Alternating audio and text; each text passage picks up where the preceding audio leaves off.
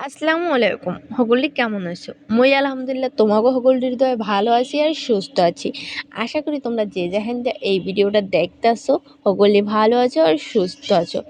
নানু বসায় গেছিলাম, যাইয়ে দেখি মামি বয়ে বয়ে পিঠা বানাইতে আছে, মাটির চুলায় মাটির সাজে আর মাটির মানুষের হাতের পিঠা অনেক মজা হয়, তাই না? কার কার নানা বাড়ি আছে আর কার কার নানা বাড়ি কতটা মজার আমাকে কমেন্ট বক্সে জানাবেন। আমার নানা বাড়ি কিন্তু অনেক একটা ভালো, মানে অনেক একটা মজার জায়গা, যেখানে গেলে আমি কিনা মানসিক শান্তি পাই।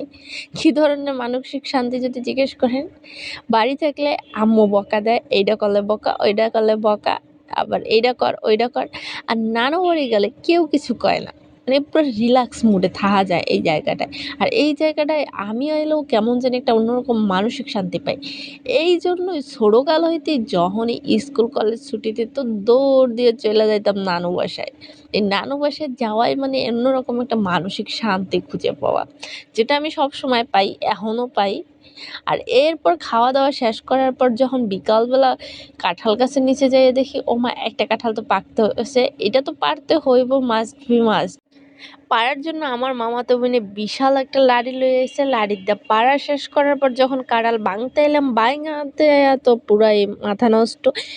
কি এত সুন্দর, এত বড় একটা কিউট কিউট কাঁঠালটা যদি আপনি পোকায় খায় তাইলে কি হইবে? আমরা তো একটু খামু ভাই। এই লেগে কাটলাম যে ভিতরে কি অবস্থা, দেখি যে ভিতরের গুলো খাওয়া যায় কিনা। কাঁঠালটা দেখে কিন্তু একসের খুশি হইয়া গেছিলাম, কিন্তু ভাঙার পর খুবই দুঃখ পাইতে আসছি যে কি অবস্থা কাঁঠালে। তারপরও ভিতরের গুলো একটু নরম নরম ছিল, জাস্ট খাওয়া গেছে। যাই হোক, অনেক সুন্দর, আর কালারটা কিন্তু অনেক সুন্দর আসছে, আর টেস্টটাও কিন্তু অনেক আমি লাগতেছিল। যাই হোক, আমি হাতে তৈল মাইখা নিয়েছিলাম যাতে কষগুলো না লাগে। আমিও উঠাইতেছিলাম, মামিও উঠাইতেছিল। মামি বললো যে তুমিও উঠাও, আমি চলে যাইতেছি। আমি কই আচ্ছা, আমি উঠাইতে আসি এভাবে। আর কাঁঠালগুলো কিন্তু সত্যি অনেক টেস্টি ছিল।